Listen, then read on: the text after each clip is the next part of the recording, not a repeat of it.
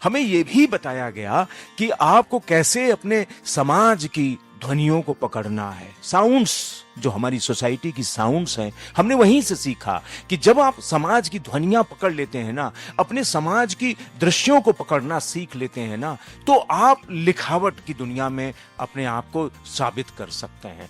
नरेश मेहता जी ने ही ये ट्रिक सिखाई थी कि किसी से 5 किताबें मांगो, ले जाओ, पढ़ो, 4 ईमानदारी से वापस कर दो और कहो कि मैं तुम्हारी 4 किताबें ले आया। अगर वो कहे कि एक, अबे जब 4 वापस कर दिया तो एक की बात कर रहे हो, वो भी ला कर देंगे, भी पढ़ी नहीं है, ये सब पढ़ ली हैं इसलिए। फिर उसके बाद 5 और ले आओ, अब की बार पूरी 5 वापस करना, ये रही तुम्हारी सब किताबें। अगर पिछली वाली एक छूट गई, याद आई तो कोई बात है, और नहीं तो भूल जाओ, वो किताब तुम्हारी हो गई।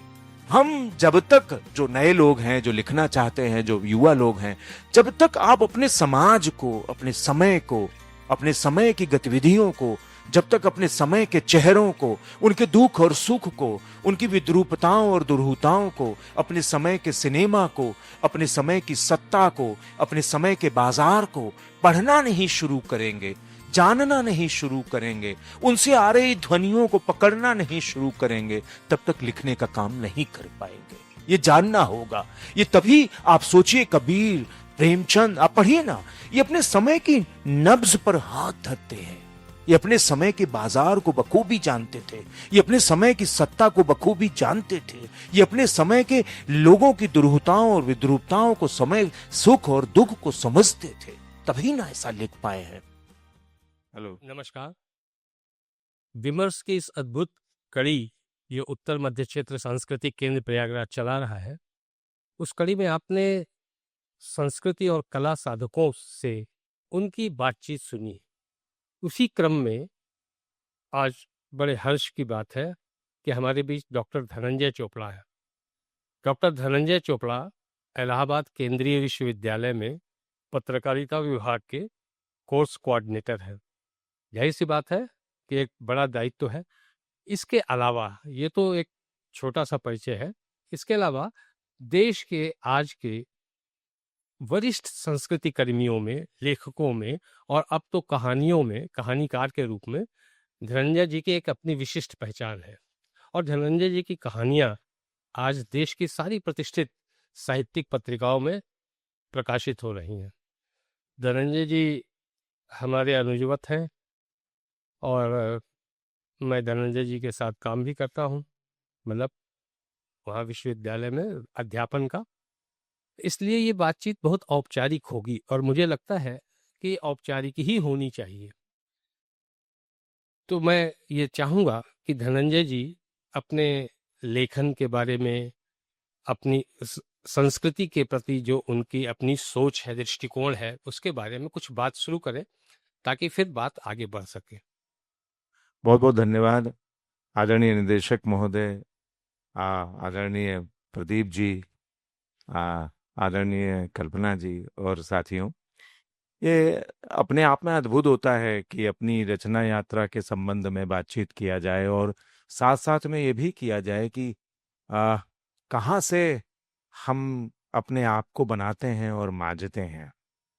मैं शुरू करता हूँ कि उन दिनों से, क्योंकि यहाँ पे कुछ विद्यार्थी भी बैठे हैं, तो ये भी जाने कि अपनी बनावट और मजावट में कैसे हम साहित्य को शामिल कर लेते हैं।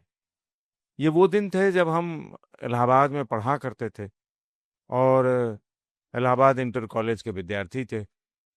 अचानक से ये लगने लगा कि हमें कुछ नया करना चाहिए। लिखने की आदत तो बहुत पहले से पड़ गई थी।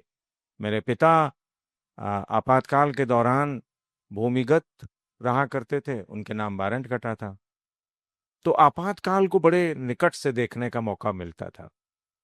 उनके साथ पटना की रैली में भी गए और ये भी होता था कि जब भी दरवाजा कोई खटखटाए तो दरवाजा सबसे घर में छोटे होने के कारण मैं ही खोलता था और पहला कहता था कि पिताजी घर में नहीं है। तो एक तरीके से राजनीतिक झूठ बोलने की आदत जो थी, और पिता, और पहली बार शब्द भी मिला कि भूमिगत होने के मायने क्या होते हैं।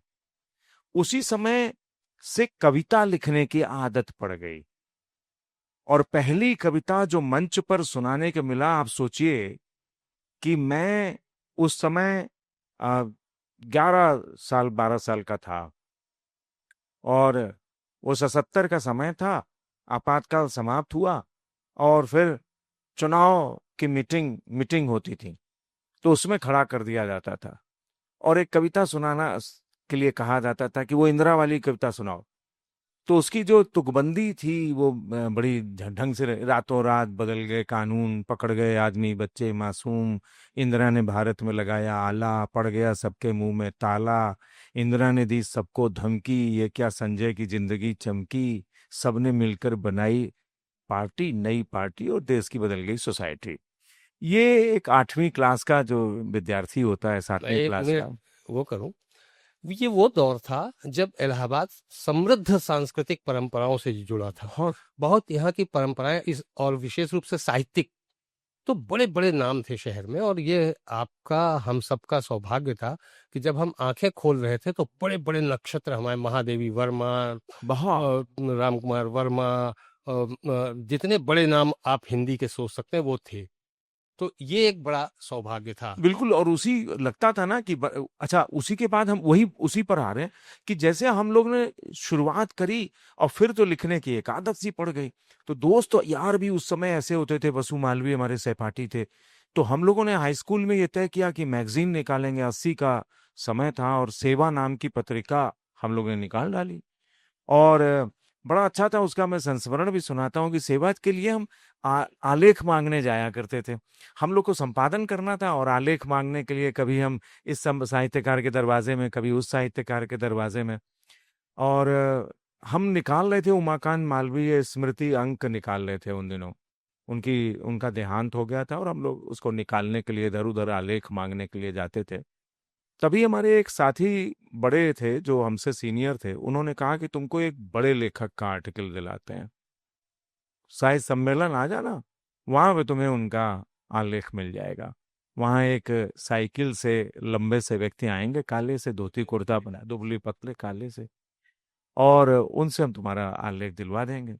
हम वहां पहुंच गए, कहा कि पैर छू लेना तुम बस। तो जैसे ही मैं वहां आए, वो साइकिल पे खड़ी की, मैंने पैर छुआ, हाँ हाँ हाँ हाँ, उन्होंने कहा और कहा, बस प्रकट हुए वो हमारे सीनियर जो थे, हमसे 2 ही 4 साल 5 साल सीनियर थे वो। तो बस कहा कि अरे ये लड़का बड़ा टैलेंटेड है, ये तो मैगजीन निकाल रहा है। और उन्हीं के साथ साथ हम लोग साहित्य सम्मेलन के संग्रहालय के ऊपर चले गए, वहां बैठे। तो क्या कर रहे हो, ये कर रहे हो, लेकिन वो सब छोड़िए, आप क्या कर रहे हैं, आपका कोई नया आलेख आ रहा है कि नहीं। उन दिनों वो अमृत प्रभात अखबार होता था यहाँ पर, और उसमें वो बात की बात लिखा करते थे। तो उन्होंने झटके में अपनी बात की बात का आर्टिकल उनके सामने रखा उसके, और कहा कि देखो ये बस परसों छप जाएगा। तो देखा उन्होंने, उनकी आंखें चमकी। वो आर्टिकल उमाकांत जी पर ही था, उन्हीं पर तो हम लोग अंक निकाल रहे थे। तो हम ऐसे बैठे हुए थे बगल में, तो फिर शर्म नहीं आती तुमको, बैठे हुए हो तुम, बड़े लोग दो बैठे बात कर रहे हैं, तुम बैठे हुए हो, खड़े हो जाओ। तो हम खड़े हो गए, हमने कहा इनको अचानक से क्या हो गया। वो थोड़ा सा हिले डुले और आलेख लिया, और उसके बाद उन्होंने किस झटके में ऐसे आलेख मुझे पकड़ाया और कहा भाग जाओ लेकर। हमने आर्टिकल भी नहीं देखा कि भाग जाओ यहां से, उन्होंने खड़ा ही मुझे इसलिए किया था, मैं भागा बड़ी कस के, और नीचे आया अपनी जहां साइकिल खड़ी थी, देखा आर्टिकल था। मैं तब तक जान भी नहीं पाया था कि मैं किसके पास बैठा हूं। मैंने आर्टिकल देखा, उसमें लिखा था उमाकांत मालवीय के स्मरण पर लक्ष्मीकांत वर्मा। अब आर्टिकल लेकर मैं भागा कि लक्ष्मीकांत वर्मा का आर्टिकल मिल गया। बाप रे बाप, वहां क्या हुआ उसकी परवाह नहीं, यहां एक आर्टिकल मिल गया। वहां तो उनकी फजीहत भाई, बड़ा डांट पड़ी, बड़ा झापड़ खाए वो कि तुमने कहा कि मेहनत से लिखा गया था, तुमने उसको भगा दिया। ये शायद साहित्य की दुनिया का पहली आलेख लूट की घटना थी। और आलेख लूट कर जो फिर उसके बाद वही आर्टिकल मुख्य आर्टिकल बना। फिर सब बच्चों ने जो लिखा था वो सब छपा और सेवा नाम की पत्रिका का अंक निकला। डरते डराते उन्हीं के साथ हम लोग वहां पहुंचे और लक्ष्मीकांत जी ने ही उसका विमोचन किया। मुस्कुराए और बोले, लूटने की क्या जरूरत थी। तो उन्होंने कहा इतिहास कहाँ से बन पाता फिर।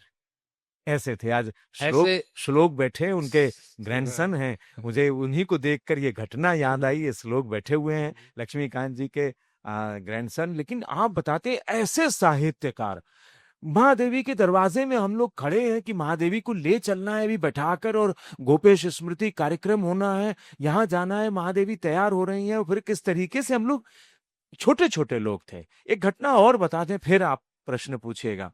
ये वो समय था कि युवाओं ने साहित्य को संभालना सीखना शुरू कर दिया था। ढेर सारे अड्डे होते थे, हमारे साहित्यिक अड्डे होते थे। और उन अड्डों में, चाहे वो अभी कल्पना जी से बात हो रही थी कि बड़े बड़े लोग आते थे और हम लोग बोलने का शऊर सीखते थे, उनसे भाषा सीखते थे, उनसे हमें खूब कंटेंट मिलता था कि हम बोलेंगे क्या, हम लिखेंगे क्या। ऐसे ऐसे लोग यहाँ पर आते थे। हमने फिराक को सुना। फिराक, ये बांस मंडी का चौराहा था, वहां दुबे इलेक्ट्रिकल्स वाले हर साल एक बहुत बड़ा जलसा करते थे और उसमें बहुत नामचीन शायरों को, कवियों को बुलाते थे। और हम लोग का शौक होता था कि वहां पर जाएं और बैठें। आप देखें कि हमने देखा कि जो फिराक साहब थे वो 2 मसलन 3 मसलन लगा के उसी के ऊपर सिर रख के ऐसे बैठे हुए थे। We are waiting for that कि उनका सिर ऊपर उठेगा तो हम लोग देखेंगे फिराक दिखते कैसे हैं। थोड़ा लेट से पहुंचे थे हम लोग। फिराक साहब पूरे मुशायरे में सिर ऐसे ही झुकाए रहे। अचानक से किसी शायर ने गलत शेर पढ़ दिया, बस फिराक साहब की गर्दन उठी, बड़ी तेज से गुर्राए, डांटे और कहा, बरखुरदार, ये रामलीला का मंच नहीं है, ये शायरों का मंच है। और आपकी क्या चीज गलत हो गई है। तब हम लोग ने देखा। और मैं फिर अंत में कि जब फिराक साहब का देहांत हुआ दिल्ली में और वहां से उनका शव आया यहाँ पर, उनका कोई नहीं था। उनकी पत्नी पहले ही चली गई थी, गोरखपुर में रहती थी अपनी लड़की के पास। आप समझिए कि प्लेटफॉर्म युवा लड़कों से, विश्वविद्यालय के लड़कों से अटा पड़ा था। 1982 की बात है। फिराक साहब का शव वहीं उतरा। वहीं पर उनकी शव यात्रा को सजाया गया कि कैसे शुरू होगी। मुझे याद है कि उनकी पत्नी और उनकी लड़की नतनी दोनों खड़े थे। नतनी ने कहा कि मेरे नाना इतने बड़े आदमी थे, हमने कभी एहसास नहीं किया। और लड़कों ने उनकी अंतिम यात्रा को उठाया और पैदल जंक्शन से लेकर विश्वविद्यालय परिसर तक आए और रास्ते भर फिराक साहब अमर रहे, अमर रहे। ऐसी कोई शव यात्रा नहीं उठी है इलाहाबाद में जैसी उनकी उठी, या महादेवी वर्मा, या फिर आप देखें कि निराला और इन लोगों के समय तो हम लोग बहुत नहीं रहे या छोटे थे, लेकिन जिन लोगों को हम लोग ने देखा वह अद्भुत हुआ करता था। हमारी बनावट और मंजावट में उन लोगों का बड़ा योगदान रहा है जो आपने चर्चा किया। इलाहाबाद की जो साहित्यिक परंपरा थी वो इतनी समृद्ध के साथ साथ इतनी उदार थी और इतनी आत्मसमावेशी थी कि उसमें नए पुराने का और यूथ का और बुजुर्ग का कोई बहुत खास अंतर नहीं। सिखाने का रहता था, एक पाठशालाएं सिखाने का भाव रहता था कि कैसे हम अगली पीढ़ी को तैयार करें, जो शायद आज कम होता है। और यही कारण था कि हम लोग चूंकि इलाहाबाद में रहते थे, आपका भी अनुभव होगा, अगर कोई अनुभव हो तो आप शेयर कीजिएगा, कि हम लोग बहुत दिनों तक अपने यूथ उसमें पंडागिरी जैसा काम करते रहे। पंडागिरी से मतलब कि कोई आया है हमारा रिश्तेदार या दूर का कहीं भी किसी कार्यक्रम में, वो कहता था कि कोई इससे आवाज ठीक नहीं आ। अच्छा, तो वो ये कहता था कि हमको महादेवी वर्मा का घर दिखा दो। आज मेरा पोता भी कहता है, नाती भी कहता है कि बहुत छोटा है लेकिन उसको पता है कि महादेवी वर्मा कोई बहुत बड़ी चीज़ थी, और वो कहता अक्सर मेरी जिद पकड़ लेता है। उसको 2-3 बार दिखा चुके हैं लेकिन फिर भी वो कहता चलो उनका घर देख के आते हैं। तो महादेवी वर्मा का घर दिखा दो, राम कुमार वर्मा का घर दिखा दो। राम कुमार वर्मा से अगर मिलवा दो तो फिर क्या बात है, सोने में सुहागा है। और बाद में बहुत दिनों बाद 75 के बाद तो जस्टिस जगमोहन लाल सिन्हा का भी घर एक तीर्थ स्थल जैसा था। हर आदमी बाहर से ही देखना चाहता था। जस्टिस जगमोहन लाल सिन्हा अगर मिल जाएं, हम लोग तो पारिवारिक हम लोगों के संबंध से, मिल जाएं तो बहुत अच्छी बात है, और नहीं मिले तो उनका घर दिखा दो हमें। ये कितनी पंडागिरी हम लोगों ने उस दौर में की है जो आज शायद नहीं है। इस पर कुछ आपका कहना चाहें? एक चीज बड़ी अच्छी याद आ रही थी। जस्टिस जगमोहन लाल जी का जो नाम आया वो आपातकाल के बाद, आपातकाल का एक तरीके से कहा जाए, कमरा नंबर 24। मुझे याद है कि पिता भी हाई कोर्ट पहुंचे थे और हमको इसलिए जाना पड़ता था उनके साथ कि अगर वो गिरफ्तार हो जाए तो भागकर घर आना पड़ेगा। तो इसलिए पीछे पीछे लगा दिया जाता था और पिता को ध्यान रहता था कि वो ससुरा जो है एक जासूस हमारे पीछे लगा हुआ है, वो साथ में ही रखते थे। कमरा नंबर 24 हाईकोर्ट का, आजकल 34 है उसका नंबर है।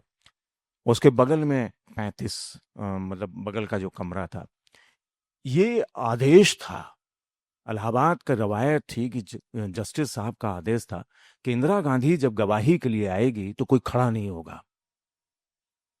और इंदिरा गांधी को बगल के कमरे में बैठाया गया और जब आवाज लगी, पुकार हुई तो इंदिरा गांधी वहां पर गई। किसी को कुर्सी नहीं मिलती जिनकी गवाही होती है। जस्टिस साहब ने इतना कर दिया कि कुर्सी दिलवाती, कि कुर्सी ले लो।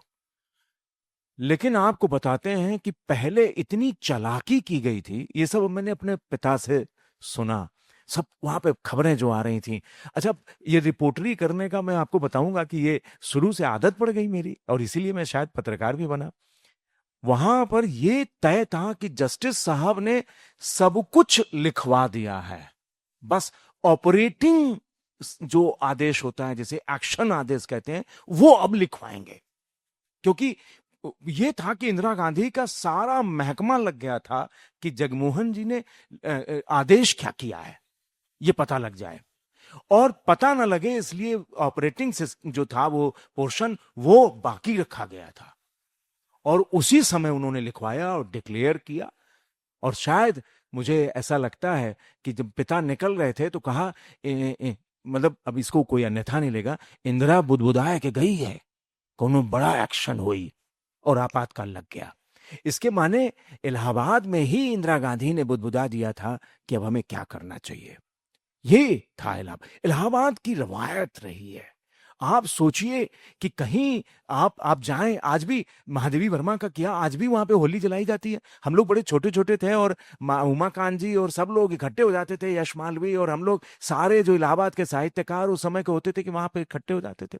हम लोगों को ये बताया जाता था कि आप कैसे, एजी ऑफिस के बाहर का अड्डा था, वहां पर पहली जो यादव टी स्टॉल था, तो पहली रो में बड़े साहित्यकार बैठते थे, दूसरी रो में मीडियम बैठते थे, तीसरी रो में प्रशिक्षु जो होते थे, हाई स्कूल इंटर बीए के विद्यार्थी, तीसरी रो में उनको जगह मिल पाती थी।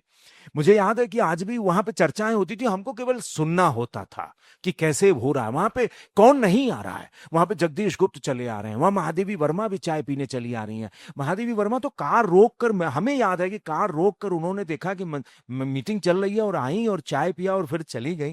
लेकिन हमने देखा कि वहां पर सारे साहित्यकार, नरेश मेहता, सब बैठे हुए हैं। वहां पे पार्लियामेंट लगा देते थे लोग और वहीं पर बैठे हुए। और मुझे एक घटना बड़ी अच्छी बताई कि वहां पर उमाकांत जी ने कहा, अरे सांस सांस सांस, सरन बली लंगड़ी टांग लिए चले आ रहे हैं।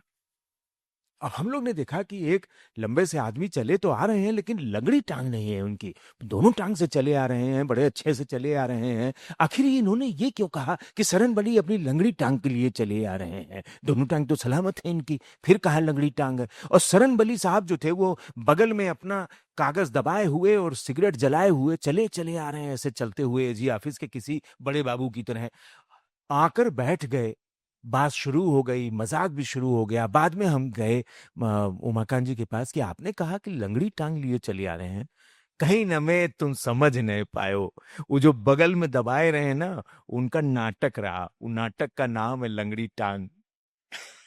और ओका दबाए के ही चलत है, तो वो बगल में लिए हुए अपनी रचना चलते थे कि कोई भी। अच्छा, मजे की बात, जगदीश गुप्त, सरन बली श्रीवास्तव, ये लोग थे जो कॉपियां लेकर साथ चलते थे।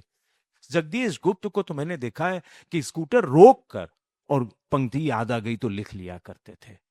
ये हमारे सीखने की चीज थी। हमें ये भी बताया गया कि आपको कैसे अपने समाज की ध्वनियों को पकड़ना है। साउंड्स जो हमारी सोसाइटी की साउंड्स हैं, हमने वहीं से सीखा कि जब आप समाज की ध्वनियां पकड़ लेते हैं ना, अपने समाज की दृश्यों को पकड़ना सीख लेते हैं ना, तो आप लिखावट की दुनिया में अपने आप को साबित कर सकते हैं। जो आदमी समाज की ध्वनि नहीं पकड़ पा रहा, समाज के दृश्यों को नहीं पकड़ पा रहा है, मैंने बताया ना कि जब मैं पटना की रैली में गया तो मेरी हाइट बहुत पहले कम थी, अभी भी बहुत ज्यादा नहीं है, लेकिन तब हम छोटे से थे और पिता ने मुझे कंधे पर बिठा लिया कि मैं भीड़ में दब न जाऊं। इतनी भीड़ थी पटना की रैली में, और लाठी चली तो पिता ने ऊपर चढ़ाए हुए थे कि क्या हो रहा है, तो हम बता रहे थे कि अब क्या हो रहा है। और मैं आपको बताता हूं कि मैंने देखा कि कैसे लाठियां चली, जयप्रकाश गिरे, उनके ऊपर लोग गिर गए, फिर जयप्रकाश नारायण को निकाला गया, उनके कपड़ा लपेटा गया और ले गए, और मैं कह रहा हूं कि जयप्रकाश पर लाठी चल गई और वो गिर गए हैं, खून शायद निकला है, लोग उनके ऊपर कर रहे हैं, और पिता मुझे लेकर बैठ गए। हाय राम, हम लुट गए। यानी जयप्रकाश को इन लोगों ने घायल कर दिया। 3 दिन बाद स्टेट्समैन अखबार ने वो फोटो छापी। कितना समय लगता था अब फोटो पहुंचने में, कितना। और फिर इंदिरा गांधी ने उस पर जवाब दिया। 3 दिन हो गए थे, 3 दिन बाद पिता ने बताया कि स्टेट्समैन अखबार में वो फोटो छपी है।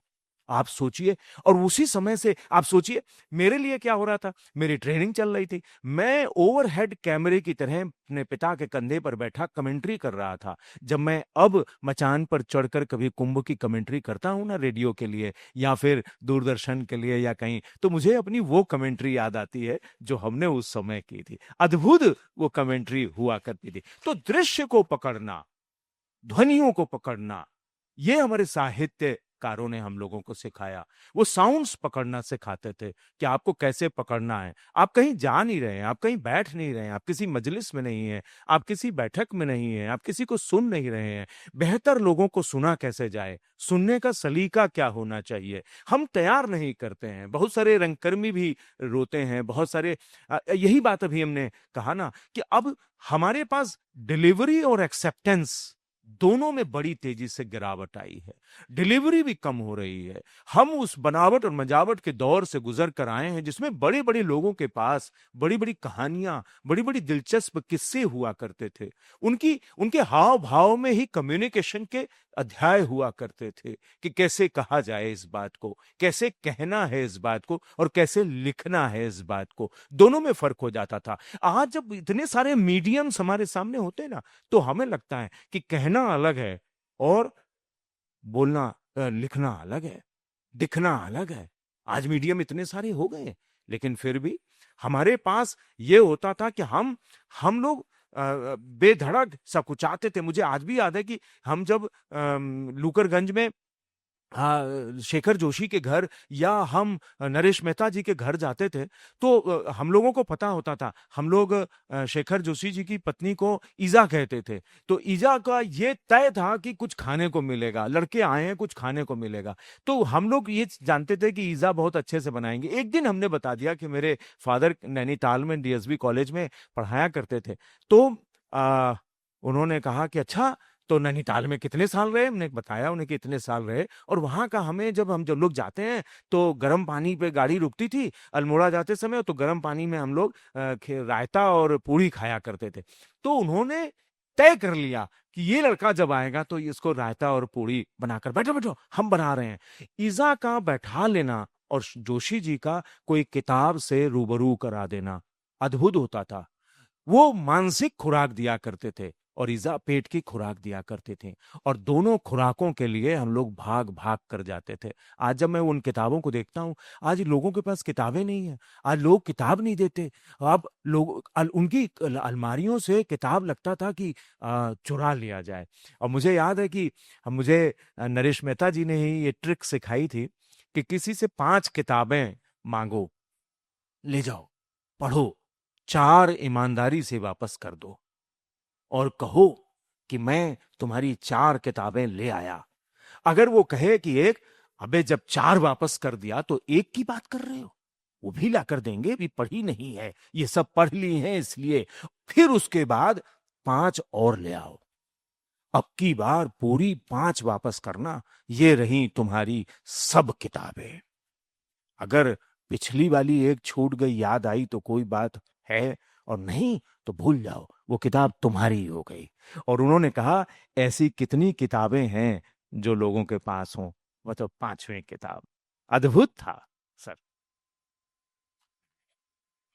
ये बहुत अच्छी बात है कि जिस तरह पारिवारिक आत्मीय रिश्ते थे और यंगस्टर को जिस तरह परिवार स्वीकार करता था, उसमें शायद उसमें भी गिरावट आई है। एक चीज, और दूसरी चीज ये कि जो अभी आपने एक बात कही कि समाज की नब्ज जब तक आप उसके ध्वनियाँ, उसके उसके जो दृश्य हैं, अगर आप पकड़ नहीं पाते हैं, तो फिर आप एक अच्छे लेखक नहीं बन सकते हैं।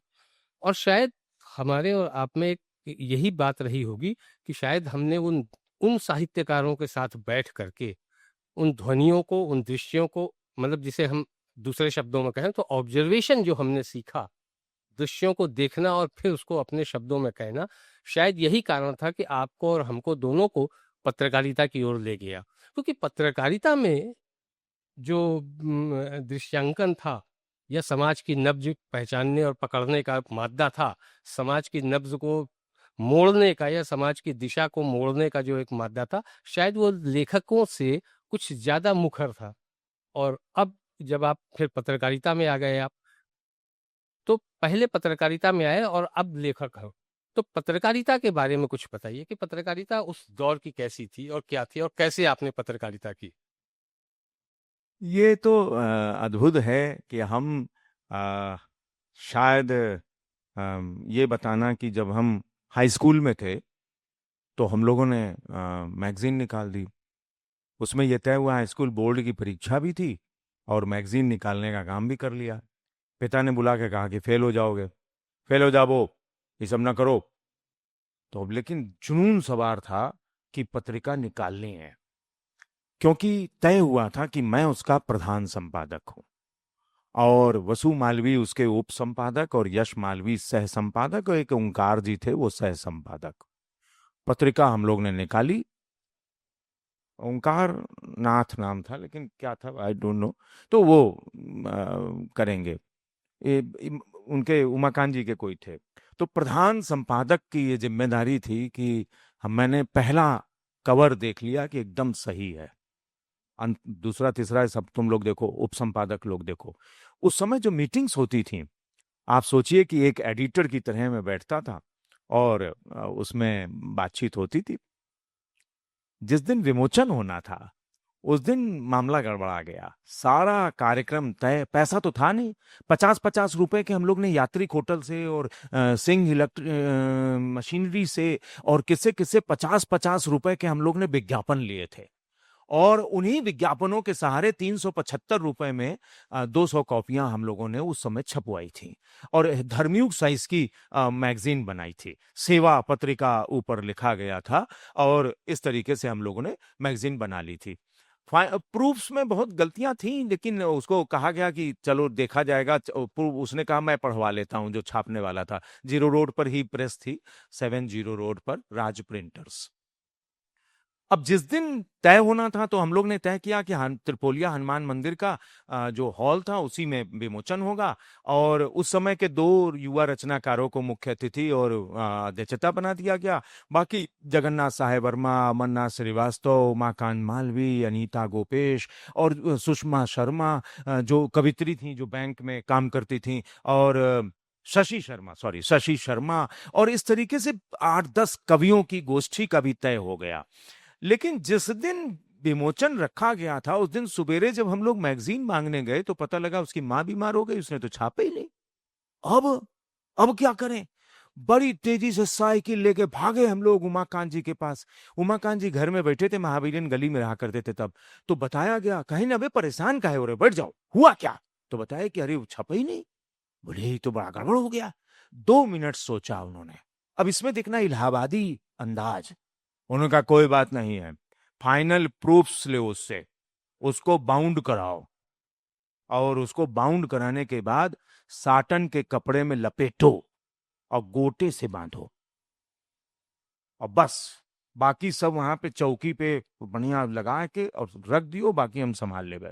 हम लोग भाग कर गए, उससे फाइनल प्रूफ्स लिया, उसको बाउंड कराया, साटन का कपड़ा खरीदा, गोटे से बांधा गया, बड़ा सुंदर लग रहा था। अंदर फाइनल प्रूफ्स था लेकिन ऊपर से बड़ा सुंदर लग रहा था, उसको रख दिया गया। सारे लोग इकट्ठे हो गए। वो जमाना था कि कोई ऐसी गोष्ठी या कोई चीज हो तो उसमें 150-200 लोग पहुंच जाया करते थे। आज हम लोग नहीं इकट्ठे कर पाते हैं, लेकिन उस जमाना था, पूरा हॉल भर गया त्रिपुलिया हनुमान मंदिर का। और उमाकांत जी ने घोषणा किया कि आज आप सबके समक्ष इतिहास बनने जा रहा है। हमने हमेशा किताबों का विमोचन देखा है, आज हम फाइनल प्रूफ्स का विमोचन देखेंगे। उनको भी नहीं बताया जिनको मुख्य अतिथि बनाया था, उनको भी नहीं बताया जो अध्यक्ष थे, वो भी अचकचा से गए। लेकिन देखा उन्होंने कि इतना बढ़िया तो रखा है, खोला गया, फाइनल प्रूफ्स का विमोचन हुआ, हम सब लोग खड़े। उसके बाद मालवीय जी के कान में हम गए, हमने कहा भीड़ ज्यादा हो गई, समोसा 50 है। बोले रोक लो, चाय चलाए दो। और क्या गोष्ठी हुई। पहली बार किसी मंदिर के ऊपर शीर्ष पर लगे हुए 4 माइक से कविताओं की गोष्ठी हो रही थी कि लड़कों के लिए, कि इन लोग ने हाई स्कूल के लड़कों ने मैगजीन निकाला है। दूसरे दिन प्रमुख अखबार अमृत प्रभात में इतना बड़ा छपा था। ये लत थी जो लग गई संपादन की और इसकी। फिर तो वो अंक निकलने लगा। मैं विज्ञान का विद्यार्थी था, पिता मुझे बनाना चाहते थे डॉक्टर, लेकिन मेरा मन था कि लिखने में जाएंगे। फिर बीएससी पास किया, फिर एमएससी किया, लेकिन लिखने का क्रम जारी रहा। ये लत लग गई। अमृत प्रभात में मैंने एक दिन एक आर्टिकल लेकर गया, कहा कि ये छापना है। उन्होंने देखा, ये तुमने लिखा है? जगदीश द्विवेदी बैठे थे। ये तुमने लिखा है? ने कहा जी। कोई टॉपिक दें, लिख सकते हो? बैठो लिखो। उन्होंने लिखवाया। परीक्षा ली गई कि क्या ये आलेख इसी का है। और फिर दूसरे दिन आलेख छपा, उसी पेज पर कुलदीप नैयर और उसी पेज पर धनंजय चोपड़ा। वो अखबार लेकर कहां कहां नहीं गया मैं साइकिल से, या देखो कुलदीप हमरे ऊपर छपे हैं। ये थोड़ी ने कहे कि हम कुलदीप के नीचे छपे हैं, कुलदीप हमरे ऊपर छपे हैं। और वो आर्टिकल काट के पता निकाल कर कुलदीप नैयर को भी भेज दिया। उन्होंने लिखा, उसमें आज भी मेरे पास है, पंजाबियत जिंदाबाद। यानी अंदाज था। मैंने लिखा कि मेरे आलेख के ऊपर आपका आलेख छपा हुआ है, मैं गर्व से भरा हुआ हूं। ये नहीं लिखा कि आपके नीचे। उन्होंने कहा पंजाबियत जिंदाबाद।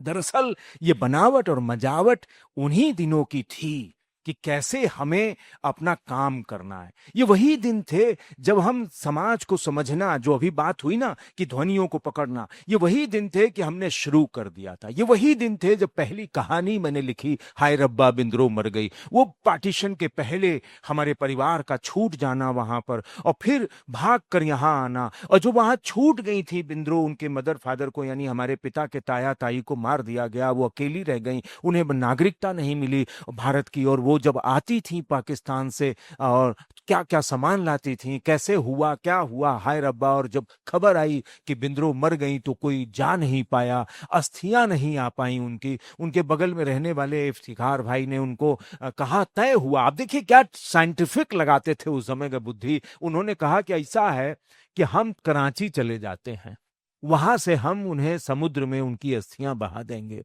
तुम दमन दीव से उठा लेना। उस जमाने में पिता दमन दीव पहुंचे थे, कोई सरोकार नहीं था। लेकिन हमारी एक बहन जो कि पाकिस्तान में मर गई, उसकी अस्थियां व राख वहां से बहाई जाएगी। पूरा वहां से फोन पर, पहले फोन चोंगे वाला होता था और विदेश से कॉल आती थी तो वो कनेक्ट कराई जाती थी। हमारे मोहल्ले में एक चौधरी नौनिहाल साहब की कोठी थी, केवल उन्हीं के पास फोन था। वहां फोन आता था आदमी कि अब फोन फिर आई तो आए के बैठ जाओ, अब फोन आई। पूरी कहानी में आप पढ़ेंगे, नया ज्ञानोदय जो ज्ञानपीठ से निकलती है उसमें वो कहानी छपी थी। उसमें बहुत बार नाटक वाटक भी हो चुका है, बहुत सारे लोगों ने उस पर किया नाटक, शॉर्ट फिल्म भी बनाई उसमें, हाय रब्बा बिंद्रो मर गई। कहानी है कि बाबा उसको वहां इतने सेकंड बाद, समुद्र विज्ञानी ने बताया उनके दोस्त ने, कि कराची से इतने समय बाद कोई चीज फेंकी जाए तो दमन दीव में इतने समय बाद पहुंचेगी। फिर उतने समय पानी भर लिया गया बोतल में और मान लिया गया कि बिंद्रो की राख इसी में है। फिर वो बाबा सीने से लाल टून के कपड़े में लपेटी भाई बोतल लेके जब दिल्ली से अपर इंडिया ट्रेन से उतरे तो हम लोग सब बच्चा कच्चा सब लोग खड़े थे स्टेशन पर। औरतें रोईं, वो दादी जो थी वो, अब हमारे यहाँ थोड़ा सा वो तो पंजाबी स्टाइल में रोना था, वहां भी रोईं, हाय रब्बा करती भाई वो घर आई। फिर वो गुरपाठ हुआ, आंगन में रखा गया, हाँ अंतिम अरदास हुई, फिर उनको ले जाकर संगम में फिर प्रवाहित किया गया। हमारे घर का भी नाम था लाहौर हाउस। पिता बड़े विरोध करते थे कि ससुरे इलाहाबादी कभी लाहौर हाउस नहीं बोलते, हमेशा लोहार हाउस बोलते हैं, इसको नाम नाम बदल दीजिए इसका। फिर बाद में वो टूट गया, बिक गया, खत्म हो गया, न रही लाहौर की यादें, न रहा लाहौर हाउस। तो इस तरीके से वो कहानी जब छपी तो आप समझिए कि लगा कि क्या मैं स्टोरी राइटिंग में जा सकता हूं क्या। और ये वही समय था जब मैंने पत्रकारिता का कोर्स कर डाला। 1986 से इलाहाबाद विश्वविद्यालय में पत्रकारिता का कोर्स शुरू हुआ, लेकिन उसका इम्तिहान नहीं हुआ। पिता ने बड़ा विरोध किया कि तुम क्या जर्नलिस्ट बनोगे, क्या ऐसे काम करोगे पत्रकारिता का। इलाहाबाद की पत्रकारिता उस समय चटक कर चल रही थी, बहुत सारे पत्रकार, और जिसमें आप प्रदीप भटनागर जी को भी ले सकते हैं। बहुत सारे लोग उस समय बहुत सारा काम कर रहे थे, युवा, बहुत सारे युवा पत्रकार लोग थे। 90s का समय था, और जब हमने पत्रकारिता में कदम रखा, पहले स्वतंत्र मत अखबार में काम किया, फिर कुछ दिन दैनिक जागरण में काम किया, फिर इलाहाबाद की चाहत लौटने की यहाँ ले आई तो मित्र प्रकाशन में जुड़ गए। और उस समय गंगा जमुना निकलता था, कालिया जी ने उसमें भी हमें काम देना शुरू कर दिया। प्रदीप जी भी उसमें लिखा करते थे, और प्रदीप जी तो उस समय स्वतंत्र भारत में थे। और फिर वहां से फिर हिंदुस्तान अखबार, और फिर हिंदुस्तान से फिर तो बहुत सारी जगहों पर और बहुत सारा काम वहां से होता रहा। जब 2001 में जो अच्छे पल हैं उनको याद किया जाए, पत्रकारिता में 2001 का पल जो था, पिता हमसे बड़ा नाराज रहते थे, क्या पैसा पाते हो, इतनी पढ़ाई किया, एमएससी किया, ये किया। मैंने 90s में आकर 1999 में लगा कि मैं एमएससी किया है तो अंग्रेजी में ज्यादा तेज हूँ और हिंदी में कम हूँ। पहले हिंदुस्तान टाइम्स में भी लिखा करता था अंग्रेजी में, लेकिन हिंदी का लिखने का शौक लगा रहता था, तो हिंदी से एमए भी कर डाला मैंने। फिर उसके बाद फिर तो कहीं पीछे मुड़कर देखा नहीं। 2001 में के बिरला फेलोशिप मिली जो पत्रकारों को दी जाती थी उस समय, 2001 में 2.5 लाख रुपए। मैं पिताजी के पास पहुंचा और कहा पत्रकारिता का चरम है, ये 2.5 लाख का इनाम कोई और होता नहीं है, मिल गया, कहीं चलो कुछ तो मिला। तो यहाँ से पत्रकारिता किस तरीके से, तो लिखना पढ़ना, पत्रकार भी थे उस समय ऐसे जो सिखाया करते थे। और बहुत सारा कुछ हम लोग, मुझे याद है कि स्वतंत्र भारत में भी मैंने लिखना शुरू किया, और उसका उपहार आता था। और उपहार में जब मैं लिखता था तो नवीन जोशी वहां पर लखनऊ में बैठा करते थे। वो कहते थे हमारा लेखक आ गया, इसका सारा पेमेंट हमारी सीट पर ले आओ, चाय पिलाओ, खाना खिलाओ, इलाहाबाद से आया हुआ है। तो चक्कर ये था कि वो हम लोगों की पत्रकारिता कहीं कोई विश्वविद्यालय नहीं सिखा पाता था, संपादक के कक्ष ही बहुत बड़े हमारी लोग की पाठशालाएं होती थी। और फिर तो खैर मैं जोड़ता चला जा रहा हूं कि मैं फिर तो बहुत सारा कुछ हुआ। ये पत्रकार ही था मेरे भीतर का जिसने खूब कहानियां पकड़नी शुरू की। मैं अखबार में पढ़ाता था, और जूलॉजी से एमएससी था तो जूलॉजी भी पढ़ाया करता था। तो अखबार का 8 बजे दफ्तर बंद होता था और भाग कर मैं पहुंचता था मीरापुर में, एक कोचिंग थी जहां जूलॉजी की क्लास लेनी होती थी। तो क्रॉस मारता था कब्रिस्तान को, कि क्रॉस मारेंगे, दरियाबाद से क्रॉस मारा और सीधे मीरापुर, और दरियाबाद में मेरा घर था। तो वहां दफ्तर से आए, चाय वाय पिया और क्रॉस किया। तो हमारे मित्र कहा करते थे कि अबे कोई दिन कोई कब्र के ऊपर से तुम्हारी जब साइकिल गुजरी ना तो फिर रू तुम्हारा गला दबाई, जो रात में जा तो ना कब्रिस्तान कोई पकड़ी कोई दिन तुम्हें। तो खैर मैं इसे मानता भी नहीं था, लेकिन एक दिन मैं साइकिल से चला जा रहा था, पीछे से आवाज आई, क्या मियाँ देर हो गई। हमने कहा पकड़ेस, कोई रूल लग रहा है आज पकड़ेस। पीछे मुड़कर बड़ी डरते डरते देखा तो हमने देखा अरे ये तो भीख मांगा करते हैं एक कब्र के पास, ये तो वही है। फिर आप सोचिए कि मैंने कहा हाँ हाँ देर हो गई, लौट के बात करते हैं। और मैं चला गया। जब 10 बजे लौटने को हुआ तो पता नहीं क्या दिल में दुखा गया, मैंने रास्ता बदल दिया, मैं कब्रिस्तान गया ही नहीं और रास्ते सिरे से सड़क सड़क से घर चला आया। जब मैं घर आ गया ना तब याद आई, मैंने कहा चलो देखा जाएगा। दूसरे दिन गए तो मियाँ हाथ फैलाए रास्ता रोके खड़े, दगा दे गए आप तो कल, बोले लौट के मिलेंगी और आई नहीं। फिर तो उनसे दोस्ती हो गई। गुद्दन मियाँ एक बकसिया लिए हुए अल्मुनियम की, एक कब्र के पास बैठे रहते थे। आप सोचिए कि उनके दीन दुनिया की बातें होने लगी। फिर पता लगा एक दिन कि उनका लड़का रुड़की इंजीनियरिंग कर रहा है, रुड़की में इंजीनियरिंग पढ़ रहा है। उन्होंने कहा अच्छा, और आप? बोले घर द्वार बेच के उसको पढ़ा रहे हैं, यहाँ बैठे रहते हैं, खाने पीने को मिल जाता है। मैंने कहा यहीं क्यों बैठते हैं? बेगम है बगल की कब्र में, उनको उन्होंने हाथ दिखाया, बेगम है। मैंने कहा ये आपके बेगम की कब्र है? हाँ यहीं रहते हैं, फिर चले जाते हैं, हम किसी बरांडे में सो जाते हैं, सवेरे फिर यहीं आ जाते हैं। बेगम है। और हमने कहा ये बकसिया में क्या रखे? अरे जाने दो यार, नहीं नहीं बकसिया में दिखाओ। छीना झपटी में हमने बकसिया छीन ली, खोला तो एक दुपट्टा और बेगम की तस्वीर। मियाँ के पास और तो कुछ है ही नहीं। कभी कभी दुपट्टा ओढ़ के सो जाते हैं, सोचते हैं कि बेगम साहब पास में है, वह तस्वीर रखते हैं। ये किरदार था, ये कहानी बनने लगी। ये कहानी बनते बनते एक मियाँ से जुड़ाव, मियाँ की ईद, मियाँ की चीज। फिर तो मियाँ एक दिन माइक खड़का मस्जिद का और एक जरूरी ऐलान, मोहल्ले के बुजुर्ग गुद्दन मियाँ नहीं रहे। दिल धक से हो गया। मियाँ को स्वेटर तो देकर आया था, बड़ी ठंड थी। मियाँ ने यहाँ कोनी से स्वेटर उधड़ा हुआ था तो तार खींच कर कह दिया, आह जिंदगी की तरह उधड़ा हुआ स्वेटर दे रहे हो यार। तो हमने कहा अच्छा अगली बार नया देंगे आपको। बस मियाँ को नया स्वेटर नहीं दे पाया, मियाँ चले गए। उन्हें कब्र में जाता देख नहीं पाता, इसलिए जनाजे में तो शामिल हुआ लेकिन कब्रिस्तान नहीं गया। उसके बाद से आज का दिन है, मैं कभी कब्रिस्तान नहीं गया, क्योंकि मियाँ की कब्र और उनकी बेगम की कब्र पास ही पास है। ये कहानी छपी गुद्दन मियाँ। यहां से कहानी लिखने का जो शौक था, क्योंकि गुद्दन मियाँ कहानी उर्दू में ट्रांसलेट हो गई, उसको बांग्लादेश से कोई सम्मान मिल गया, उसका पैसा मेरे पास आया। आप सोचिए कि कहानी ट्रांसलेट हो गई पंजाबी में। ये हैरब्बा भी पंजाबी में, लुधियाना के एक प्रिंसिपल साहब थे, वो पंजाबी में ट्रांसलेट करते थे। फिर तो कहानी का चस्का लग गया, और कहानी का चस्का, और इधर जर्नलिज्म, पत्रकारिता। मुझे पत्रकारिता से ही बहुत ढेर सारी कहानियां मिलती थी। चौक से लोग हम कोतवाली से निकल रहे हैं, एक बुरके वाली ने सीट पर मेरे डंडा मारा, ठीक से चलाओ। ये कौन होती है? पत्रकार के, देखने रहा प्रेस लिखा हुआ है। पीछे मुड़कर देखा तो एक छोटी सी औरत बुरका पहने हुए, हाथ में दस्ताना, पैर में मोजा, ऐसे ढके हुए, केवल आंखें दिख रही है। ये कौन है? ये क्यों बनाती है? ये क्यों ट्रैफिक संभाल रही है? बस जर्नलिज्म, इसका पता लगाना है। और मैंने पता लगाया। वो देखिए मनोज जी हाँ गर्दन हिला रहे, उन्होंने देखा होगा उसे, बुरके वाली ट्रैफिक संभालती थी।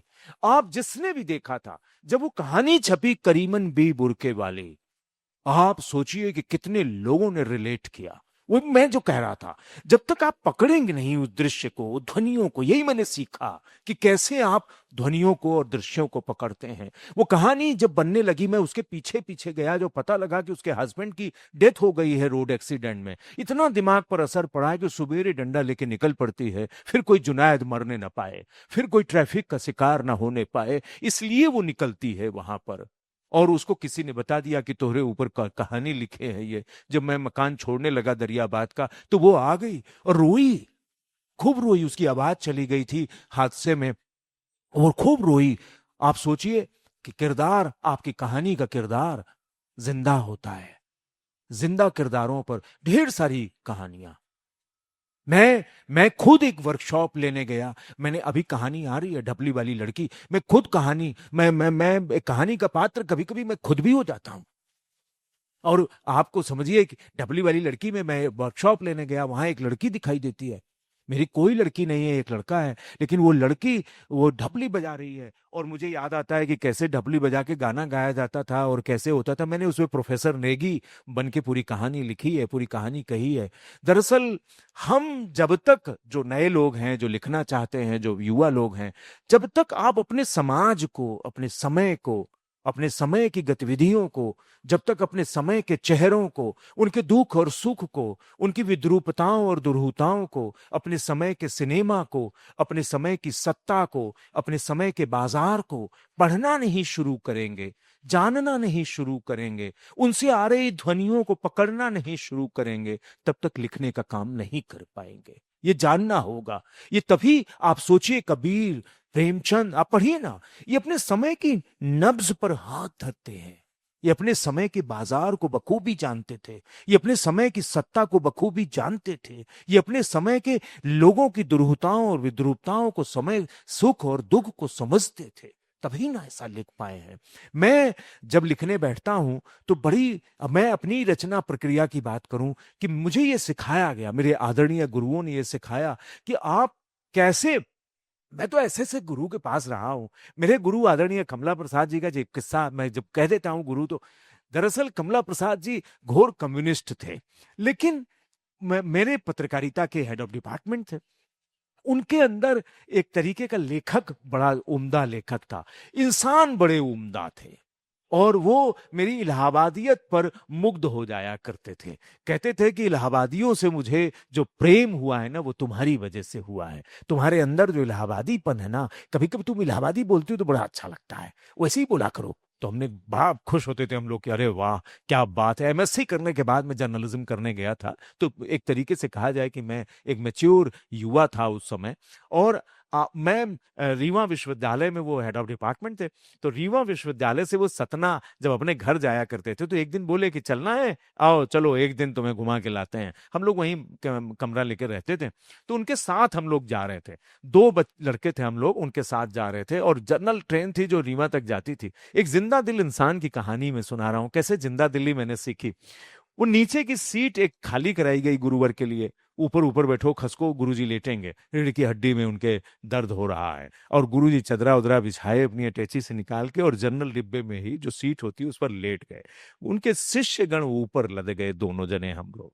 नीचे एक आदमी ब्रीफ केस लेकर आया और ऊपर चढ़ा, उसको कहीं जगह नहीं दिखाई दी, और देखा कि एक बुजुर्ग आदमी लेटा हुआ है। उसने अंग्रेजी में उनसे कहा, would you mind moving a bit please.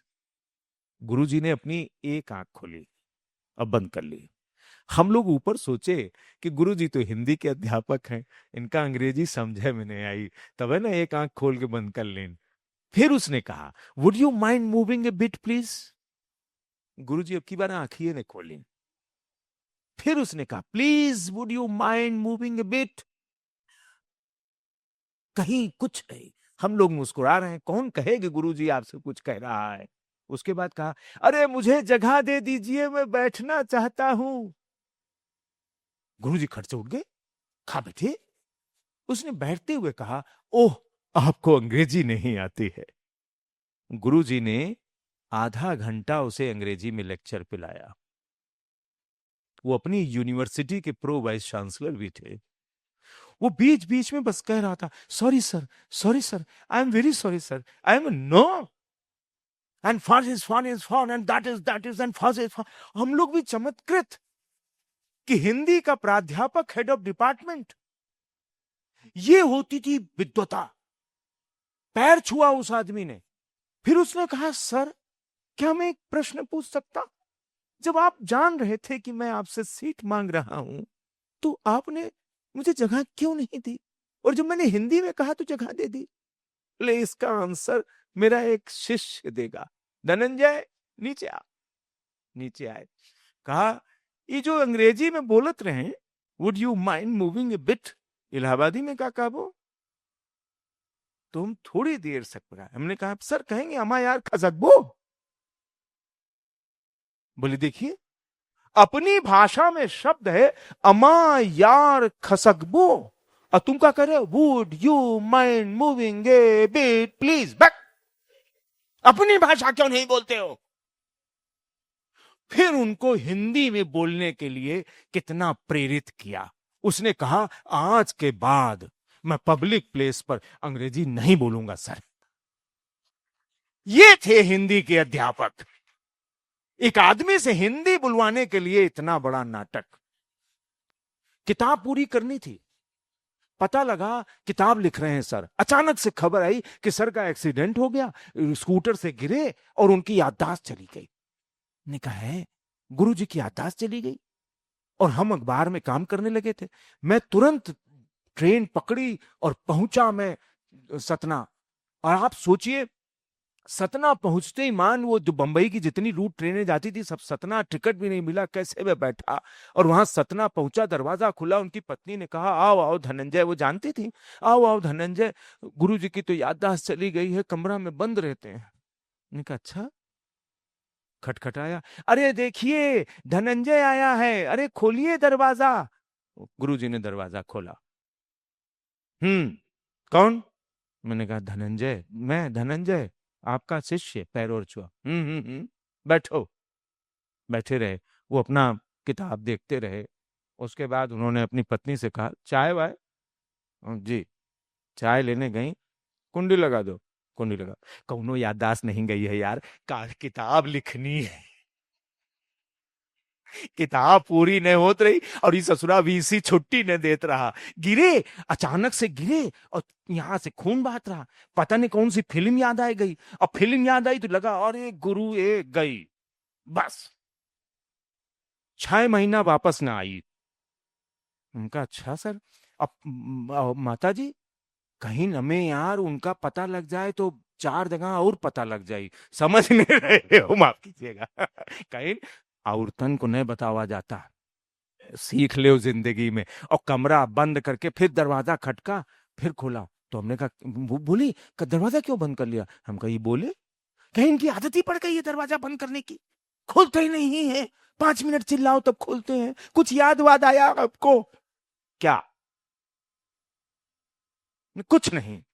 Dhananjay कुछ याद दिलाओ इन्हें। 6 महीना बाद जब मैं पहुंचा वहां पर तो हम कहे अब? बोले बहन 1-1.5 महीना और लगी। 1-1.5 महीने बाद किताब पूरी हुई। ये थी चाट। मैंने देखा कि कैसे उन्होंने किताब पूरी की।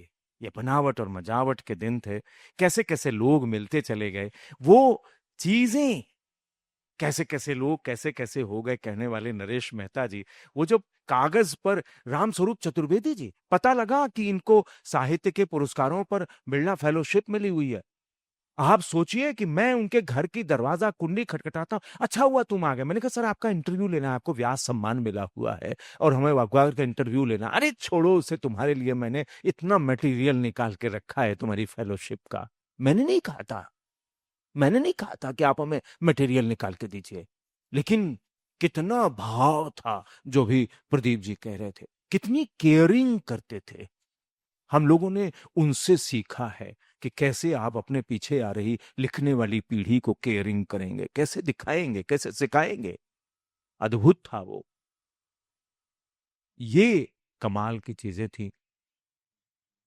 मुझे लगता है कि वो एक युग था हमारा आपका थोड़ा आगे पीछे का, जब हम उस समाज से निष्पक्ष रूप से, निष्पक्ष कह सकते हैं आप, या वो बहुत एप्रोप्रिएट शब्द तो नहीं है निष्पक्ष, जुड़े हुए थे। समाज का सुख दुख, जो हमारा ऑब्जर्वेशन था, जो हमारी देखने की दृष्टि थी, जो हमारा दृश्यों को पकड़ने का था, वो कहीं से भी प्रिजुडिस नहीं था। हम सीधे ओरिजिनल कॉपी देख रहे थे और ओरिजिनल लिखने की कोशिश कर रहे थे। आज के यूथ के साथ क्या आपको भी लगता है, मुझे ऐसा लगता है, आज का यूथ यूनिवर्सिटी के पहुंचने से पहले ही किन्हीं ना किन्हीं वादों में घिर जाता है और एक ऐसा चश्मा उस पर लग जाता है कि उसके वो सारे दृश्य अपने चश्मे के हिसाब से दिखने लगते हैं। तो क्या ये जो चश्मा लग जाता है, ये चश्मा आपको कोई बड़ा आदमी बनने देता है क्या? आपका कोई अनुभव? एकदम सही बात आपने कही। हम जब जब समाज में होते हैं ना, जो नए लोग होते हैं, हम कभी प्रेजुडिस नहीं होते। जर्नलिज्म में यही सिखाया जाता है कि आपका कोई वाद नहीं है, आपके किसी पक्ष में नहीं है आप। मैं जिस जगह पर ब्यूरो इंचार्ज बनाया गया, बड़ी पॉलिटिकल जगह थी और बड़ी माफियाओं की जगह थी। वहां कोई जाना नहीं चाहता था और मेरा इलाहाबाद से ट्रांसफर कर दिया गया वहां पर और कहा गया कि आप यहां ब्यूरो इंचार्ज हैं। एक से एक बड़े माफिया चुनाव जीतते थे, लड़ते थे। जो खड़ा हो रहा है वो भी माफिया, जो जीत रहा है वो भी माफिया। और अद्भुत तरीके से आप सोचिए क्या क्या चीजें होती थी। तो हमने अपने जब जब लोग आने लगे और धमकियां आने लगी, ये आने लगा, तो मैंने पीछे अपने पीछे लिखवा लिया, हम हैं सभी के पर हैं किसी के भी नहीं। जो अच्छा करेगा अच्छा, जो बुरा करेगा बुरा। हम तो जज है ही नहीं। हम तुम्हारे भी हैं, तुम्हारे भी हैं, तुम्हारे भी हैं, हर पार्टी के, हर राजनीतिक पार्टी के हैं, हर माफिया के हैं। अरे कहो ना, तुम्हारी क्या दिक्कत है, तुम अपनी दिक्कत बताओ बस। तो हम हैं सभी के पर हैं किसी के भी नहीं। आज लोग कहते हैं आप तो गोदी मीडिया हो गया, आज फलाना मीडिया हो गया, आज ढिकाना मीडिया हो गया, आप तो पक्ष में हैं, आप विपक्ष में हैं ना। जर्नलिस्ट कभी किसी पक्ष में खड़ा हुआ नजर नहीं आता है, कहीं किसी का नहीं है। आज आज अगर कोई हम आप देख रहे हैं, जो चैनल छोड़ गए हैं वो क्या कर रहे हैं, वो विपक्ष की तारीफ कर रहे हैं। जो चैनल में है वो गाहे बगाहे। देखिए बड़ी मजबूरी होती है जब आप जाते हैं किसी जर्नलिज्म में, तो आपकी बड़ी मजबूरी होती है। सत्ता में अगर बेहतरीन काम हो रहा है तो क्या आप नहीं बताएंगे? बताना पड़ेगा। हाँ, बताने के क्रम में कहीं ऐसा तो नहीं हो रहा कि हम सत्ता के अच्छे काम को ज्यादा बता रहे हैं, खराब काम को नहीं बता रहे हैं। या विपक्ष का, आप विपक्ष का ही गुणगान गाएंगे, सत्ता की अच्छाई को भी नहीं बताएंगे। गड़बड़ होता है। हमारे यहां दरअसल जब विद्यार्थियों की बनावट और मजावट होती है, तो मैं क्या करता था, मैंने जब जर्नलिज्म यहां पर आकर पढ़ाना शुरू किया, तो मैं बुलाता था ऐसे अध्यापकों को कि हमारे विद्यार्थियों को पढ़ाइए कि what is the secularism, what is the communalism, what is the communism. Communalism, सांप्रदायिकता पढ़ाइए। आप पढ़ाइए कि हमारे यहाँ कैसे नक्सलवाद पनपा है, आप पढ़ाइए कि मार्क्सवाद क्या होता है, आप पढ़ाइए कि कैसे आरएसएस था, कैसे। ये बच्चे को तय करने दीजिए कि वो किस ओर जाएगा। आप कौन होते हैं कहने वाले कि ये अच्छा है और ये खराब है, ये अच्छा है ये खराब है। हम नहीं है इसके लिए। हमें पढ़ाना है सब, हमें पढ़ाना है। वातायन खोल दीजिए सबको। जर्नलिज्म में जब बच्चों आते हैं, जो आज भी करना चाहिए, सब खिड़कियां खोलिए, आने दीजिए सारे तरफ की हवाएं। ये बच्चा तय करेगा, उसको मैच्योर होने तो दीजिए। आप क्यों उसके दिमाग को मोल्ड करते हैं कि ये अच्छा है इसी तरफ चले जाओ। मैं अपने यहां भी बुराई कहता हूं। फिर होता क्या है, अब आजकल जो लिखने वाले लोग हैं वो कहीं ना कहीं जातीयता में, कहीं ना कहीं धार्मिकता में, कहीं ना कहीं क्षेत्रीयता में बांध कर बात करते हैं। उनके लिए वो प्रेमचंद नहीं हो सकते, वो कबीर नहीं हो सकते। कितनी बेबाकी से लिखता है कबीर। आप पढ़ें कभी कबीर को। बेबाकी, इतनी बेबाकी ले आ पाता है क्या कोई? बेबाक है, वो जर्नलिस्ट है। मैं तो कहता हूं कबीर जर्नलिस्ट है। वो ये तभी तो लिखता है कि चली है कुल बोरनी गंगा नहाए, गंगा नहाइन जमुना नहाइन सौमन मैल लिहिन चढ़ाए, चली है कुल बोरनी गंगा नहाए। देखिए ना, वो मेले का जिक्र कर रहा है। क्या इलाहाबाद आया हुआ है?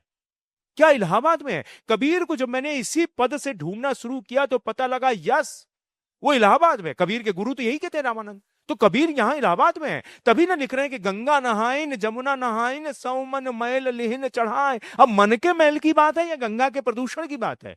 तो क्या गंगा तब भी प्रदूषित थी? क्या क्या कबीर उस तरफ इशारा कर रहा है क्या? और क्या कह रहा है? धक्को खाइन मुक्को खाइन घरऊ की पूंजी दिहिन गंवाए। यानी क्या चल रहा है? इतनी भीड़ है, भीड़म भीड़, धक्को खाइन मुक्को खाइन घरऊ की पूंजी दिहिन गंवाए। यानी आप देखें क्या जर्नलिस्ट है वो कबीर। मैं जब पढ़ता हूं वो कैसे आपको अध्यात्म से जोड़ देता है। लिखने वाला लिखे ना कि हमन है इश्क मस्ताना, हमन को होशियारी क्या, हमारा यार है हमारे भीतर, हमन को बेकरारी क्या। हमारा यार, वो कैसे यारी निभाता है और कैसे इश्क को परिभाषित करता है, यह अद्भुत है। और हमारी लेखकीय परंपरा में इसको शामिल करना चाहिए। ये अगर नहीं शामिल करेंगे, अगर इस लेखकीय परंपरा में इसमें अगर हम नहीं शामिल करेंगे तो गड़बड़ा जाएगा। और जिसकी तरफ इशारा किया आपने कि जो नई पीढ़ी है, जो नई पीढ़ी है, सॉरी पापा मैं तुम्हें अनफ्रेंड कर रहा हूं, ये कहानी जब छपी 2012 में, आज से 14 साल पहले जब मेरी ये कहानी छपी, गया सॉरी पापा मैं तुम्हें अनफ्रेंड कर रहा हूं, ये नई पीढ़ी की धमक थी कि होने वाला क्या है। आप रिश्ते क्या क्या टेक्नोलॉजी से निभाएंगे? क्या इमोजी से चलाएंगे? शब्द नहीं है आपके पास। ये वो समय था, मैंने देखा है ना कि दुनिया को बदलते हुए। मैं 1995 से 2005 की दुनिया को जब देखता हूं कि 1995 से 2005 में हो क्या रहा था, किसी ने चू तक नहीं किया। उसके मोहल्ले से ठेला गायब हो गया चाट का और मैकडॉनल्ड खुलने लगा। फिर हम मैकडॉनल्ड जाने लगे, फिर पिज्जा हट आ गया, फिर डोमिनोज आ गया, फिर ब्रांडेड कपड़ों की दुकानें, दर्जी के यहां जाना बंद, ब्रांडेड कपड़े, ब्रांडेड खाना, फिर क्या मोबाइल, फिर क्या हमारे पास इंटरनेट, फिर मैसेजिंग की दुनिया, शब्दों से खिंचाव, संकोच, हमने शब्द छोड़ने शुरू कर दिए। नई पीढ़ी को हम बता नहीं पाए कि कभी कभी कहना होता है कि मेरा हृदय करुणा से भर गया है। ये करुणा शब्द गायब हो गया क्योंकि हम रिप रिप रिप लिखकर मरने वाले के घर जाना छोड़ चुके थे। वो करुणा हमने गायब करनी शुरू की। जब पहले होता है ना, पहले शब्द गायब करते हैं, फिर उसकी मनोभावनाएं गायब करते हैं, फिर उसके साथ का एक्शन गायब हो जाता है। यही हुआ हमारे साथ।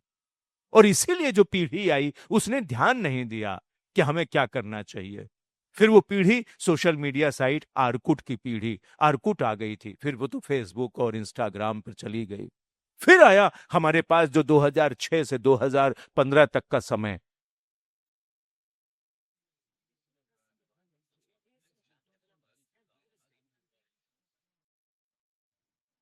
वो ज्ञान का समय था और अद्भुत समय था, ज्ञान की नई नई परंपराओं का समय था। फिर 2016 से 2025 तक का समय, यह इनोवेशन का समय था। Artificial intelligence, robotics, chip communication, augmented reality, virtual reality, quantum physics, तोबा मचा दी टेक्नोलॉजी ने। लोग बदलते चले गए, हम स्क्रॉलिंग की दुनिया में चले गए, किताबों से छूट, ऑटिज्म, वर्चुअल ऑटिज्म हो रहा है नई पीढ़ी को। हम किताबों की तरफ लौटे तो सही। वो जमाना था कि हम ट्रेन से उतरते थे, हम लोगों ने मुहिम चलाई थी कि ट्रेन से उतरते थे और प्लेटफॉर्म पर चादर बिछाकर किताबें डाल देते थे। अगर आपने यात्रा में कोई किताब पढ़ी हो तो यहां रख दीजिए और कोई नई किताब उठा लीजिए। ये किताबों से दोस्ती का नारा छूटता चला गया, हमने छोड़ दिया। नई पीढ़ी को तैयार करने की जिम्मेदारी थी, हमने उन्हें नहीं बताया कि इस टेक्नोलॉजी की दुनिया में किताबें तुम्हारे साथ। हम रोते रहे कि पाठक नहीं है, किताबें नहीं बिक रही हैं, फलाना नहीं हो रहा, लेकिन हमने किया क्या? नहीं कुछ कर पाए। और इसलिए नई पीढ़ी जो लिख रही थी उसमें क्या आ रहा था, उसमें टेक्नोलॉजी के कारण छूट रहे लोग रिश्ते, उसमें बहुत सारी चीजें ऐसी थी जो हम अपनी संस्कृति में शामिल नहीं करना चाहते थे। खुले आसमान से जब सैटेलाइट के थ्रू चित्र आने शुरू हुए थे ना टेलीविजन में, उसी समय तय हो गया था कि हमारी संस्कृति कहीं चली जाएगी, हमारी परंपराएं कहीं किनारे ढकेल दी जाएंगी। लेकिन अब जब वर्चुअल ऑटिज्म है, 2026 से 2035 तक के समय में अगर हमने ये काम नहीं किया कि अपनी संस्कृति की ओर लौटो, सरकार भी जान रही है ये आसान थोड़ी ना है कि अपनी पांडुलिपियों को खोजो, अपनी लोक कलाओं को खोजो, अपने गीतों से संपर्क बनाओ, अपने अपने नाट्य रूपों से संपर्क बनाओ। ये अचानक नहीं है, ये चिल्लाहट का नतीजा है कि लौटो अपनी धार की ओर, तभी ना आगे बढ़ पाओगे। और इसीलिए हमें अपनी किताबों की ओर, अपनी संस्कृति की ओर, अपनी अपनी अपनी जो पुरानी चीजें हैं उनसे बहुत, विरासत पर जब भविष्य की इमारत खड़ी की जाती है ना, वो मजबूत होती है। ये याद रखे, विरासत पर वर्तमान का आदमी भविष्य की इमारत खड़ी करता है, और हम लोगों को यही सिखाया गया। धन्यवाद धनंजय जी, आज बहुत सार्थक और बहुत अच्छी बातचीत हुई। आपके जीवन संदर्भों से जुड़ी हुई अनेक बातें हुई, जो मुझे लगता है कि जो नई पीढ़ी, हमने तो अपनी जिंदगी जी ली, लेकिन जो नई पीढ़ी है जिसके सामने पूरा भविष्य खड़ा है, या जो आज भी भविष्य के साथ लड़ रहा है, अपनी जगह बनाने की कोशिश कर रहा है, आपकी बातचीत उसके लिए उपयोगी होगी। इन्हीं शब्दों के साथ मैं आपको बहुत बहुत धन्यवाद देता हूँ। अच्छा, इस बीच अगर किसी के कोई सवाल हो तो वो कर सकता है। कोरोना काल आया, कोरोना का पीरियड आया, और एक स्थिरता आई और थोड़ा पता चला कि self believe is your belief. उसके बारे में भी कुछ बताइए। बहुत बड़ा पीरियड था वो, 17, 18, 19, 20, 21।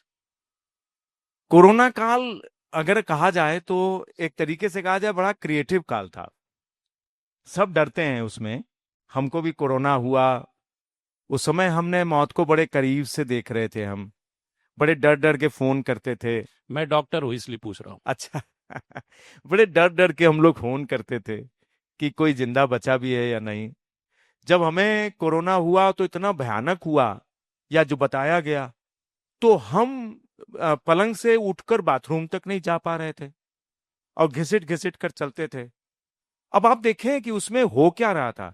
मैंने पत्नी से कहा कि भाई को पैसा देकर दवाइयां मंगानी है, चेकबुक अंदर कर दो।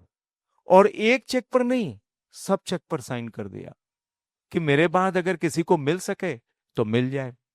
फिर जब कोरोना ठीक हुआ और जो जो जो एक तरीके की चीज थी, दो दो बातें मैं बताऊंगा आपकी बात पे। तो उसमें के बाद जब ठीक हुआ और लॉकडाउन हो गया, तो लगा इससे बेहतर समय लिखने का फिर कभी नहीं आएगा। थोड़ा बोलूं मैं भी? जी मैं भी बोलूं सर बीच में? हाँ बोलिए। कोरोना काल में वो दृश्य आए। फॉर एग्जाम्पल, मेरी मेरी पत्नी से विश्वास चला गया। मेरे बच्चे ने कहा, पहले मेरे पत्नी ने कहा कि मरीज देखना बंद कर दो। कोई डॉक्टर नहीं रोका, सब देख रहे थे।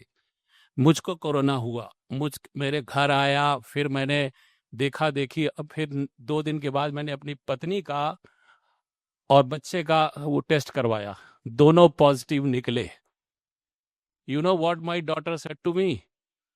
अरोड़ा जी, चोपड़ा जी, सॉरी, जी पापा, this is the gift you wanted to give it to us. ये गिफ्ट आप देना चाहते थे हम लोगों को। दोनों बेटी और माँ एक तरफ हो गए, मैं एक तरफ। घर में 3 प्राणी कोरोना से ग्रसित थे और मैं सब कुछ कर रहा था, झाड़ू लगा रहा था, पोछा लगा रहा था, खाना बना के दे रहा था। बच्चे को खाना नहीं पसंद आ रहा था कि वो तो चाउमीन वगैरह चाहिए था उसको।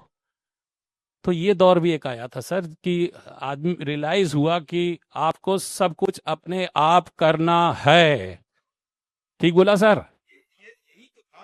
मैंने कहा ना कि अब उसमें बहुत लोग रोते हैं कि कोरोना ऐसा था, कोरोना काल ऐसा था। अब उस समय दरअसल एक भय था और उस भय में बहुत सारे लोग थे, लेकिन हमने, शायद मुझे याद है आज भी मैं कहता हूं कि 2 किताबें पूरी की। और बड़ा एक तरीके से कहा जाए कि लोगों की सहायता के लिए तो नहीं निकल पाए, लेकिन शायद जो मैं काम कर सकता था कि मैंने कहा कुछ तो शब्दों के माध्यम से देकर जाया जाए तो मजा आएगा। नहीं तो पता लगा फिर कोरोना तो चल ही रहा है। और मैं आपको बताऊं कि विश्वविद्यालय में 100 लोगों की 60-70 लोगों की एक मीटिंग थी और मीटिंग में सारे लोग बैठे हुए थे। उसी के बाद अचानक से एक ही दिन में 37 लोग कोरोना ग्रसित हो गए और यूनिवर्सिटी ये कहते हुए बंद की गई कि कोरोना फैल गया है। 100 लोगों की लिस्ट वाइस चांसलर महोदया ने निकाली, सबको फोन कराया, आप ठीक हैं, आप ठीक हैं। ये मुझसे पूछा गया कि आप ठीक हैं। उसी के 3 दिन बाद मुझे कोरोना हो गया। मैंने कहा तो पता लगा फिर उस 37 में से 4 अध्यापक विश्वविद्यालय के जिनकी डेथ हो गई। आफत मच गई। ये कहा गया कि हमने हॉस्टल्स खाली करा लिए हैं, घर में अगर नहीं रह पा रहे हैं तो हॉस्टल में आइए। वाइस चांसलर लगातार, एक डिप्टी रजिस्ट्रार लगातार फोन कर रहे थे, आपको कोई चीज की जरूरत हो तो बताइए, आपको कोई चीज की जरूरत हो। और इधर क्या हो रहा था कि लोग आपस में कॉन्फ्रेंसिंग कर रहे थे कि इनको हेलीकॉप्टर से ले चला जाए, यहां नहीं अगर जगह है तो भोपाल में एक जगह है हमारा ससुराल मध्य प्रदेश में, कि वहां ले चला जाए। और मैं कह रहा था कि नहीं जाऊंगा। एक डॉक्टर पीपीटी किट पहन के आए, टंडन साहब, और उन्होंने वहां पर ग्लूकोज चढ़ाओ, इनको ये करो, इनको फलाना करो। और वो क्या बोलते थे, एक दवा चली थी जो जिसे क्या बोल रहे थे उसको, वो दवा ही इनकी चलेगी, ऐसा होगा वैसा होगा। मैंने एक प्रण किया कि अरे यार हम कहीं न जाएंगे, यहीं मरेंगे, अगर मरना होगा, नहीं तो जिंदा रहेंगे, हम न मरम मरी है संसारा। ये ये एक्चुअली कॉन्फिडेंस था। कोरोना के व्यक्तिगत उसकी बात नहीं है, ये क्रिएटिविटी की बात यहाँ पर हो रही है। तो कोरोना में अगर क्रिएटिविटी रही है तो ठीक है, कोरोना में लाखों लोग सैकड़ों लोग मर गए, अब उनकी क्या बात करना। या मैंने झाड़ू पोछा लगाया, कोई मतलब नहीं है, सबने किया है, अकेला एक आदमी ने नहीं किया। अब मैं आपसे एक छोटा सवाल पूछिए क्योंकि हमें खत्म करना है।